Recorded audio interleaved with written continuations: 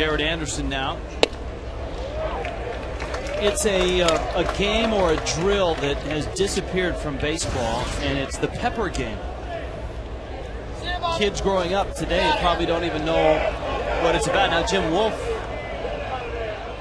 did he just toss Bobby?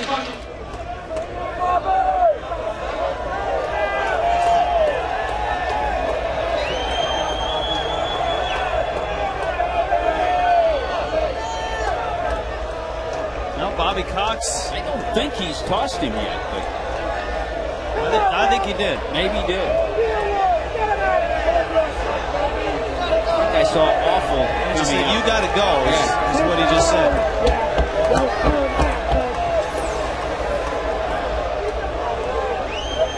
Yep. Yeah, there he is. Well, you can see this coming because Bobby's been on him. They've not been on the same page all night. So it really was just a matter of time.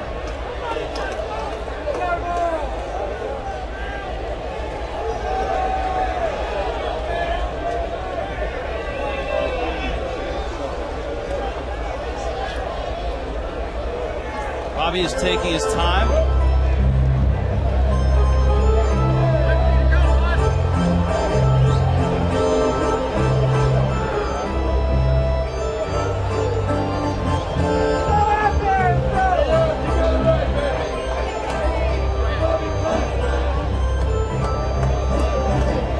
The all-time leader in ejections for a major league manager. He just adds to that. You know, it's a number they do not put in the. I always look for it. I do too. I'm always looking for that. They do not put it in the Atlanta Braves notes. I think he's up in the high 130s, maybe low 140s now. One out, man aboard. And that one off the back of Bronson Arroyo. Picks it up, throws to first. I think that hit Escobar. LaRoche to third.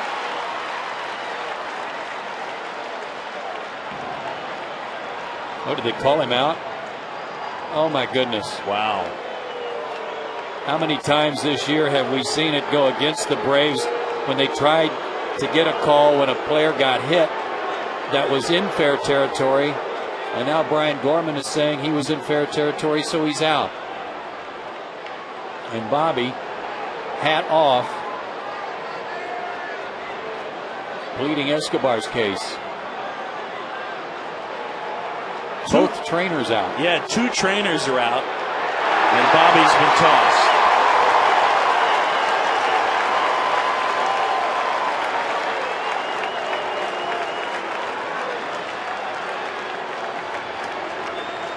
Bobby arguing that Escobar was at the bag when he got hit, and you know what?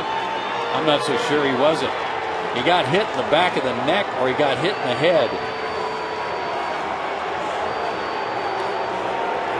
Yunel is limping. He's not got his helmet off, but he's limping a little bit coming back to the dugout. So both guys got hit. Arroyo's taking some warm-up tosses, and Jim Lovell's is escorting Escobar back into the dugout, and Bobby Cox ejected for the 150th time in his career. That was strange just to see it happen in that the pitcher gets nailed with a line drive, the runner gets hit with the throw, and the umpire is getting yelled at by the manager. You know, fair territory, was in fair territory, it looked like, as he was striding to the base.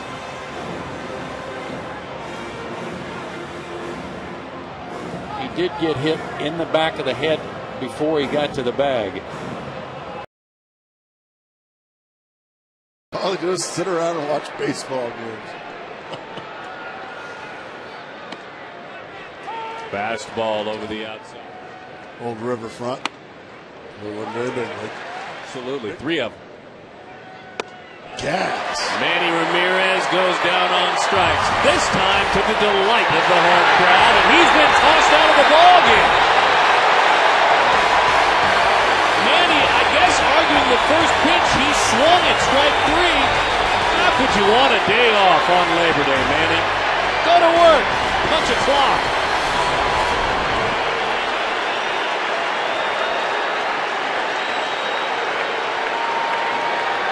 Yep, he was talking about that first pitch. It's Labor Day, Manny. Labor Day.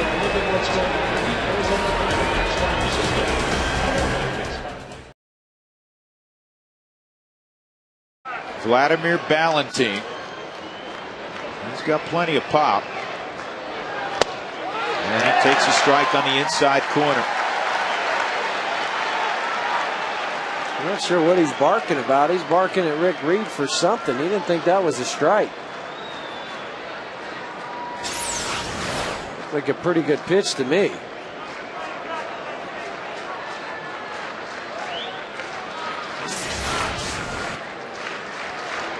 Curveball and a beauty. I mean, that was filthy. So you're sitting in the box right now going, okay, what's coming next? Right out of the hand, the Hyundai Cam. Notice how he gets around the side of the ball on that one. That creates a little more depth on that breaking pitch. 0-2. See you later. 2 outs in the ninth.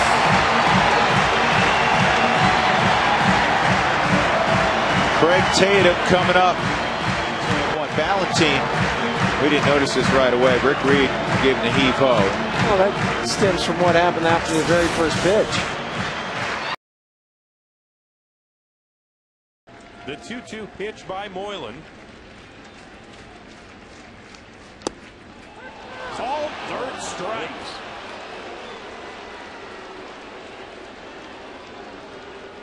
Maybe an extended outside corner there. Greg Gibson thought it got the edge of the outside corner. What do you think at home? Tough to tell there. What do you think there, Chris Rose? I'm thinking I'm wearing a white shirt today, not a blue one.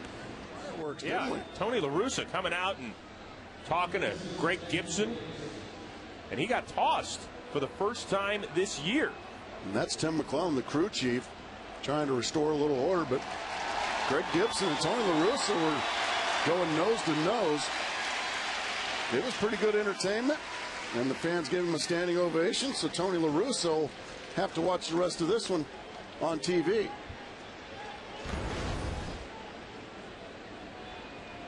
Well, what was going on here, Gracie? Well, I think there was some griping from the dugout, I think probably from Troy Gloss, or about the pitch to Troy Gloss. And in between innings, Gibson came over and started giving it to the Cardinal dugout, and La Russa came out and got ejected. I am not sure what he was arguing about, but he gets thrown out by the home plate umpire, Marty Foster. That would be, I think it was the A-Rod pitch off the plate. I do. If the ball was a couple inches off the plate, it was a big moment in the game. Girardi was probably expressing how he missed the pitch, because this is what happens. They go up into the video room, which is right behind the dugout.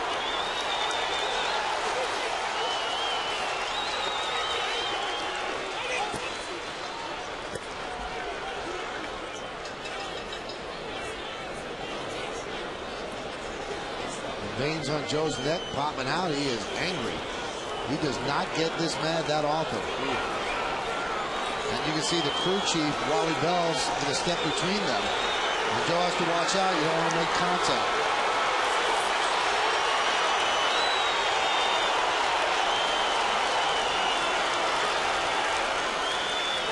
I'll tell you, Marty must have said something. I agree. We know Joe Girardi a lot of different ways. Now, is it possible that A-Rod was thrown out? That's why Joe Girardi came out to argue the way he did? Maybe A-Rod had seen the tape and then said something from the dugout, got tossed out, and then Joe tried to protect him. And now Joe is coming out again. Now, it looks like A-Rod was definitely thrown out. Wally Bell, the crew chief, that's what the Chiefs do. They get in between and intervene, try to quiet it down. But Girardi's hot. Well, here's the pitch. There's a changeup. Big moment. Bases loaded. Especially in the moment with the situation, you better make sure this is a great view right here. Now that's all. That's not a whole lot, Michael. You know, that's the old proverbial, if it's close, it's too close to take.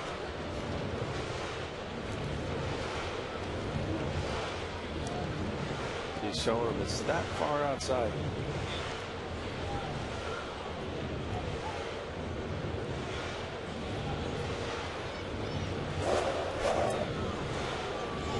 So we'll see if A-Rod got tossed. We definitely know that Joe Girardi got tossed.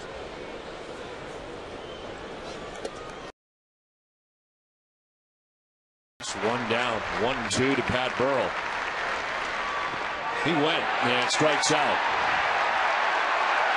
And is ejected. Burrell wanted Lance Barksdale to check. He didn't really need to. And Burrell is ejected from the game very quickly.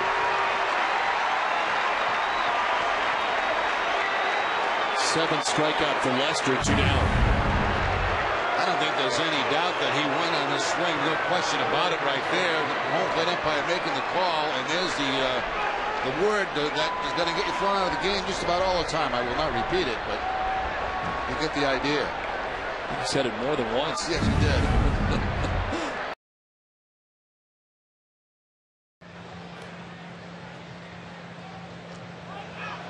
Got him! Cabrera applies the tag. Wells dancing off the bag is out. Well, Wells was running on the pitch initially, and Verlander held the ball a little longer. And then once he threw over, Wells didn't slide. I think Vernon's been kicked out of the game, too.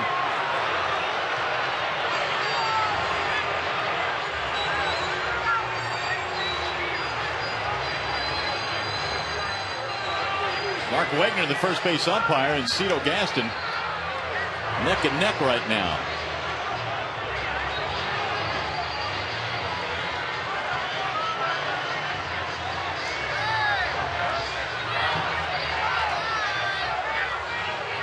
So Cito getting his money's worth. Drawing with Wegner. Meanwhile, Vernon Wells, he's been run. Has been thrown out of the game.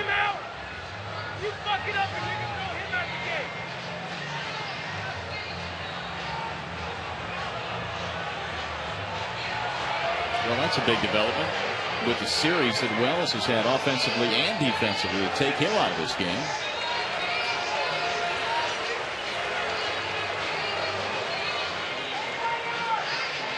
Let's take another look at it. He just took his time getting back.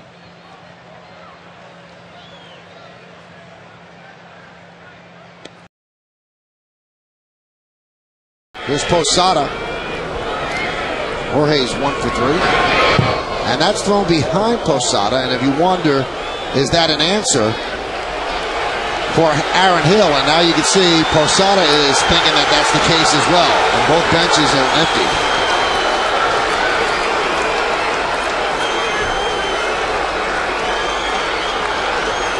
I think that's obvious, Michael. Major League pitchers are pretty good with their command. They'll miss a little bit, but to throw behind somebody, that was a message. I believe they thought that they hit Aaron Hill. The Yankees did on purpose. Both benches warned.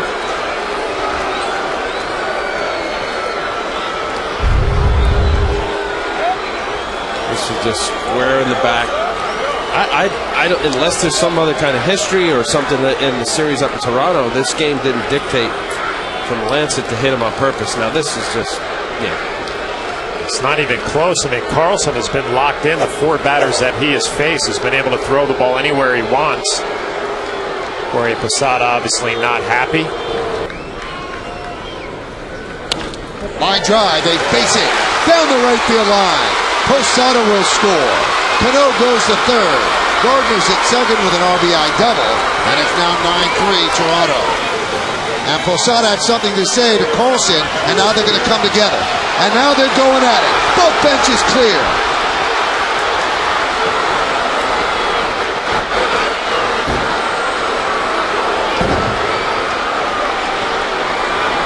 Shelley Duncan right in the middle. So is Joe Girardi as they're trying to pull all the players apart.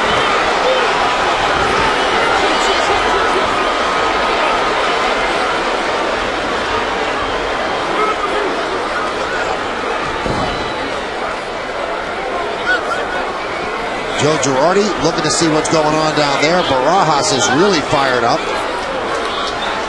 And he is pulled back by Edouard Ramirez.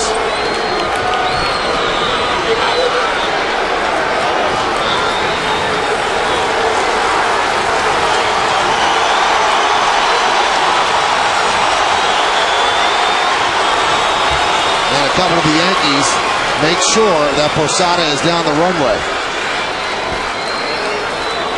This time of the year, you don't need suspensions, you don't need injuries.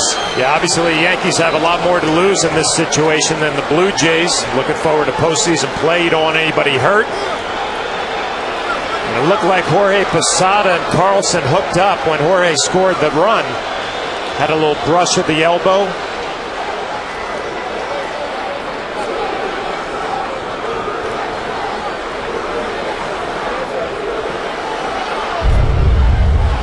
See Jorge come running by right here, and he bangs into Carlson a little bit. Carlson's going to turn around, go after Jorge Posada, has something to say, and knowing Jorge Posada, he's not going to back down, coming right out. And Jim Joyce immediately threw out Posada, and then Posada went right at Carlson. And Joe Girardi is right in the middle of it. So is Mark Teixeira, and really the last thing, I repeat, the last thing the Yankees need is to get into a bench-clearing brawl and get somebody hurt or get somebody suspended. 3-1 delivery. Walked him, and they're loaded. So Hen walks the first batter he faces, and the base is loaded again. Tampa Bay had loaded him up in the 5th inning and left him that way. That also was with 2 down, and there are 2 down here. The single by Crawford, he's at 3rd. Longoria a base hit, he's at 2nd, and the walk, Zobrist at 1st. Pat Burrell gets another shot. Now, and Dave Tremblay's just been heaved. And this is all about that strike zone that we've been talking about. And you know he was saying, you called that a strike on the other side. How come he didn't get it? Yeah, he was talking about Hen's 3-1 changeup. And then Brian Roberts got called out on a pitch 6 inches off the outside plate.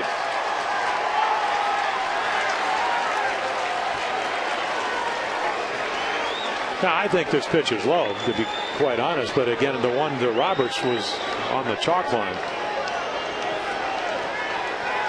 It's a little bit under the strike zone, but it's a lot closer than some of the pitches that they have called, and not always for strike 3. Brian Roberts was obviously outside, but Nick Markakis got into the count. Hit it on the head. Victorino goes. Strike 3. Throw to second. Got him. Strike him out. Throw him out. Double play, and that's the inning. Wow, I can't believe he didn't get thrown out of the game for throwing his helmet down. Now he's thrown out. Chad Fairchild just ran him.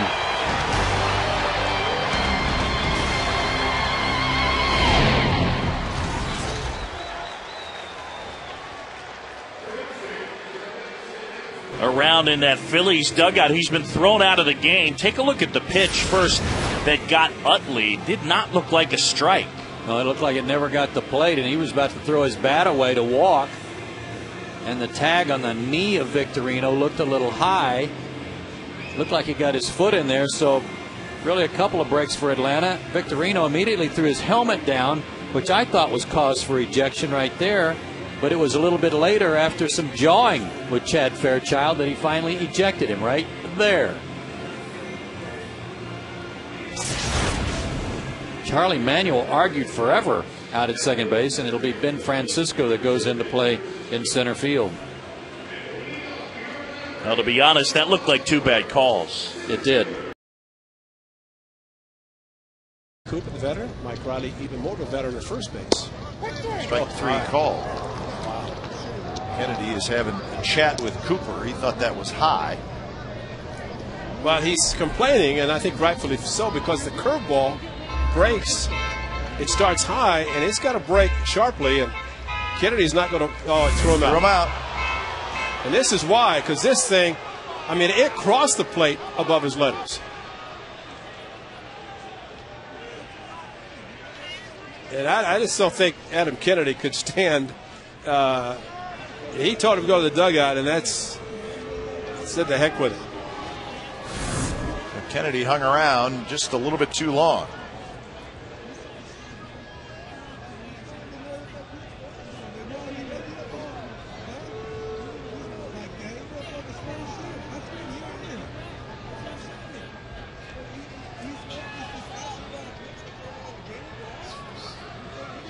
So Adam Kennedy gone here in the first inning. He's going to probably have a few more choice words for Eric Cooper, maybe not. Well, we're kind of talking about the high strike. That's a little ridiculous. I mean, the high fastball, it's one thing, but with a curveball, and Pudge caught it, looked like it was above the waist when he caught it, so for it to get there, I mean, it stayed up high a little bit too long. Third with one out. Slider. Struck him out. That's not a strike. Baker doesn't like it. That's not a strike. If that's a strike, the one to Ryan Howard earlier in the game is a strike. Sam Holbrook and Baker still exchanging words. And Baker gets tossed out of the game. Hey, keep making bad calls, you'll be throwing a few more people out. Or did he throw Freddie out?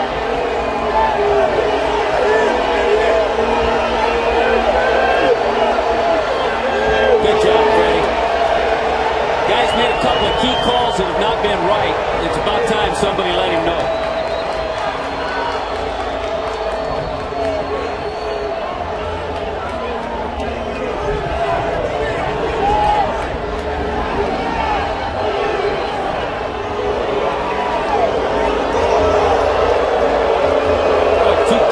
In the game. Well, take another look at it.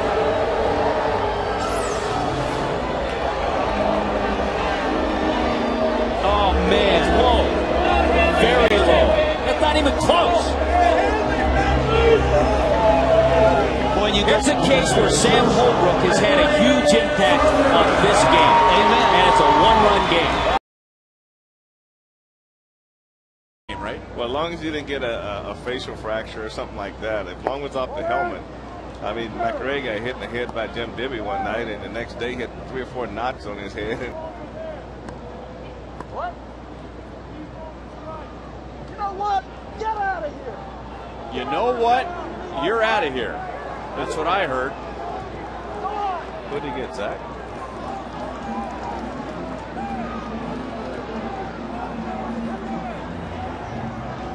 This has been a very sensitive umpiring crew with a couple of incidents where if the umpire doesn't do anything, nobody in the ballpark knows anything's going on. Well, a little birdie just flew into the booth and suggested that it might have been Zach Greinke who was thrown out. Well, Zach was on the top rail next to the steps, and he was the first player that moved as soon as Greg Gibson said, "You're out of here." So I assumed it was Zach also. That knocked Lowell's helmet off. What the heck is wrong with Greg Gibson? Well, that's a curveball. You know, it's a breaking ball. Yeah, that's a curveball. Well, this is a long time coming tonight.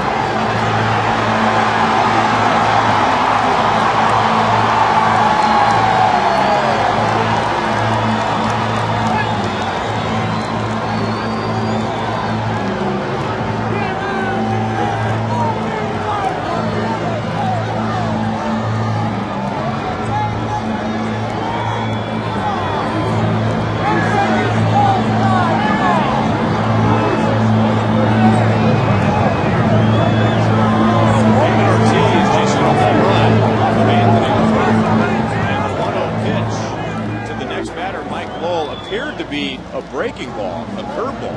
That's 75 miles an hour. 75 miles an hour that nicked the bill of the helmet. Now that's frightening no matter how hard the pitch is thrown, and I'm sure nobody felt worse about that than LaRue. But if you're going to try and hit a batter, and if you're going to try and hit a batter up around the head, which I don't think hardly any pitchers try and do that, and even the best control pitchers in the game cannot control a curveball like that, you're going to go at it with the fastball. I mean, if you ask Mike Lowell, I mean, it's one of those pitches that it backed up on him, the curveball. He got out of the way of it, didn't hit him at all. And there was no need to warn both benches after that pitch. By the way, I guess it didn't hit Mike Lowell because he's still in the box. It didn't hit him at all, and he warned both benches for no reason at all. I thought it nicked off of his helmet. The helmet came flying off. That was just because he jerked his head. I mean, you got to understand, too, I mean, Boston's already going to be in the playoffs. The Royals are trying to stay out of last place. So in September, why would you start a beanball war in September? That's just poor judgment on his part. And a great play by Jermaine Dye in right field. Set it up. That one just misses inside. A.J. wanted it. Mark Carlson didn't give it to him. Even Matt Thornton buckled at the knees here. Adam Everett, I think he was getting ready to walk back to the dugout, too. Everybody knew where that crossed the plate. That was a strike. That crossed the plate right in the middle of the plate. And I think Carlson is hearing it from the dugout.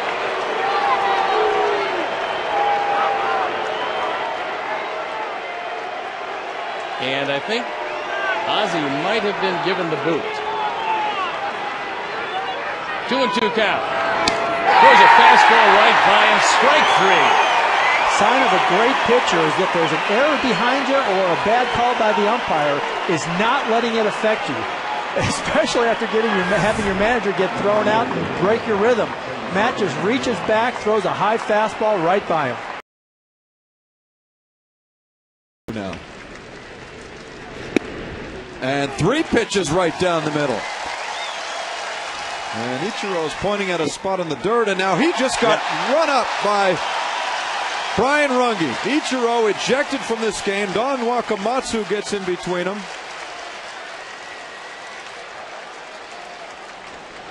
Anytime you draw a line in the dirt where you think the ball was pitched, you are going to get pitched.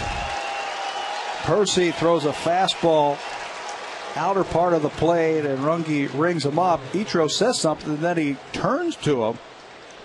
Watch the umpire turn to him after he says something and bangs him right there. He points to where he thinks the ball is, and that's a no-no. You're gone. The first Seattle Mariner player to be thrown out of a game this year.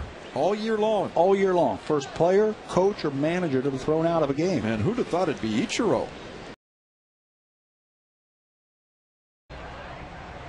Nobody happier to see Baker out of the ball game than this guy. Comes in again here, and now I believe we're getting warnings issued. I wondered if there wasn't a little retaliation on Mayhey's mind after the Twins saw Kubel take one up under the chin, Kadair get hit in the back, and well, this is where we've seen Ron Gardenhire get thrown out before, and I wouldn't be surprised if he gets thrown out by Eric Cooper right here. This frustrates Ron Gardenhire more than anything, and there he goes. You know, if Mayhey was going to hit somebody, he would have hit probably Bloomquist, who he went up and in on, and then right there to Meyer, even though he's working them in, he kept busting them inside. Nobody got hit, and this is what Ron Gardenhire gets so upset about. Michael Kadair getting hit. Twins have had 2 guys hit. Now, when Kubel got hit, that just got his uniform. And then when Farnsworth hit Kadair, you would think if the Twins are going to retaliate, they would have hit somebody right off the get-go, but instead, Mayhey, just working hard inside, and Gardy has to leave the ball game. Well, Horace has had an outstanding year out of that Minnesota Twins bullpen. Oh my goodness, what is that? He threw that behind Everett and almost hit him on the forearm. He's getting a warning too for that. I don't know what that was all about, but it looked like intent, and that's exactly what Angel Hernandez thought. Everett's a former Twin. Yeah, not for very long, but it's win nonetheless. I mean, is he upset? Is he upset at the fact that the Tigers are taking the luxury here with an 8-2 lead to take the base that they're giving them? Jim Leyland is upset right now with Angel Hernandez, and he's been tossed out of the game. Well, he said the magic words real quick, didn't he? Well, Leyland came out earlier in the game and disputed that call in which Santiago was doubled up. They said he left too early, and he had a couple of quick words with Hernandez. He wasn't going to get tossed out then, but he's come out now breathing fire. Whatever Jim said, he got run awfully quick. The only other thing that has happened today that I can think of is Marcus going in hard at second base after he was hit by a pitch earlier today. That he did. And I think Cabrera was talking a little bit perhaps about that. So hard for us to tell up here, obviously. And Leyland really giving Hernandez an earful and a couple of finger points. And another one. And another one.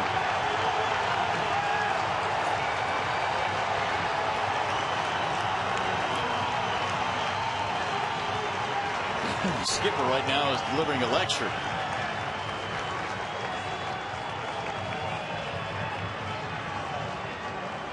So some fireworks here in an 8-2 game.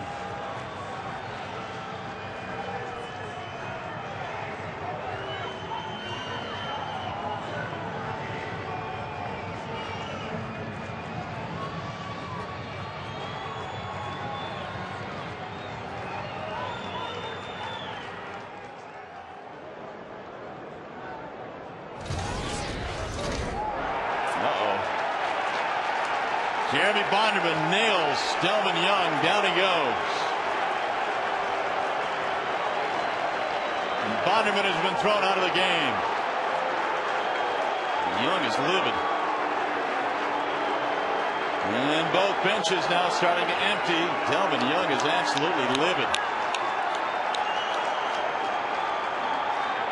Angel Hernandez trying to tell the Minnesota bench to get back. Likewise the Tigers.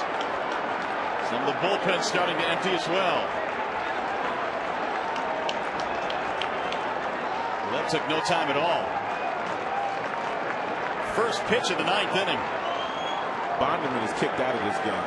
Jeremy Bonderman hits Young and has been ejected. And that means Lloyd McClendon gets the boot too, automatically. So they'll have to find another manager down there. Tigers are running out of skippers. They're pretty deep in that department, though.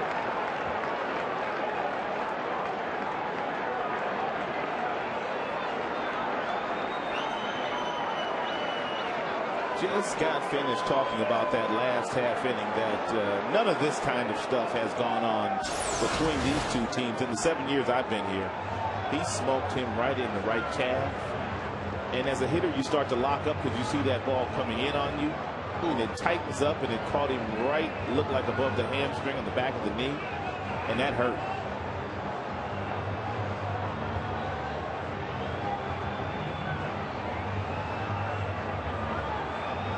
Delvin pointing at somebody on his own bench, or at least that way. He was upset at someone.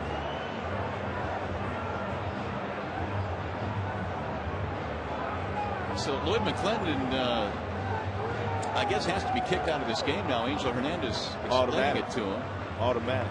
Leland already has been thrown out, and as the acting manager, McClendon now is being shown the door. Once warnings are issued, if anything else happens, the manager along with that pitcher automatically go bye-bye.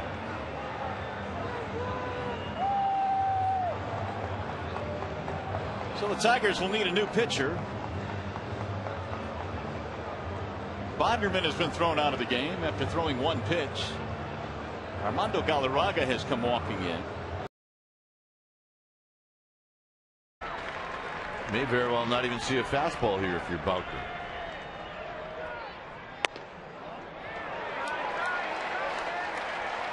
Either Herron wanted it, and now Herron and Hunter Wendelstedt have a problem. Well, here comes Mel Stottlemyre Jr. out of the dugout quickly. He senses that there's some frustration going on with Herron, and Herron really wanted this fastball. He thought that should be called a strike, and that has been called a strike early in the game. In fact, he got rung up on a location pitch similar to that one. So they know the strike zone is low today. That's Wendelstedt's reputation. But Herron really showing some open frustration. I think Hunter Wendelstedt wants a piece of somebody. He's walking right over towards Herron. This is when you let your pitching coach get tossed out of the ball game.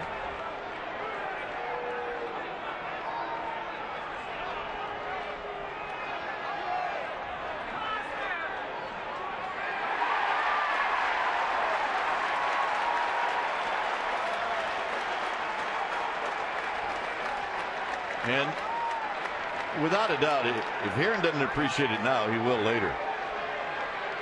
Well, it was going to be somebody. You knew Wendelstedt, who's got a reputation of being a hothead. I mean, he was going out there looking for somebody. He was stalking somebody when he went out to the mound. And Herron knew it, but you really got to tip your cap to Stottlemyre because he took the bullet. If he doesn't go out and do what he did, Herron's gone. And now A.J. Hinch going to go out there and try and calm things down. Well, A.J. Hinch wants to have this debate.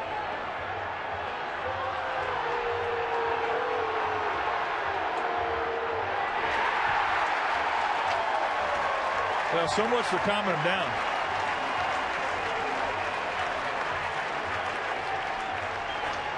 Who's next? Kirk Gibson? He won't mess with Kirk Gibson. Nobody does.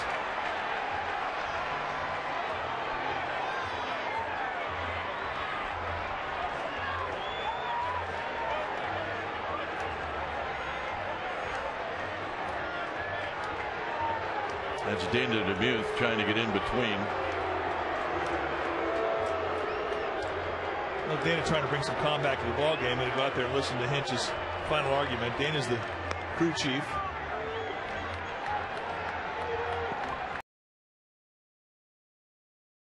And the 1-1 pitch, another fastball at the knees, got the corner. 1-2 the count. So we have 7 strikeouts for Kershaw, and somebody hollers out of the Dodger dugout, and somebody is kicked out. Now let's see who it is. And coming out is Joe Torre. We'll see if Torre was the one kicked out or not. Russell Martin has walked the length of the dugout. I can't believe that he kicked Martin out, but Martin immediately stormed to the far end of the dugout and disappeared. Well, Martin is gone. Whether Eddings kicked him out, having been out on strike, remains to be seen. Well, there are the Dodger pitchers, along with Jason Repko in the far end. It's always a tough moment to lose a regular player in a high-pressure game like this. It is particularly difficult to lose him when he's in the dugout. You know, if he makes a big show at the plate and incites the crowd, you can understand. So let's wait and see. Torre went out, Eddings nodding and talking to him. Joe turns, walks back to the dugout.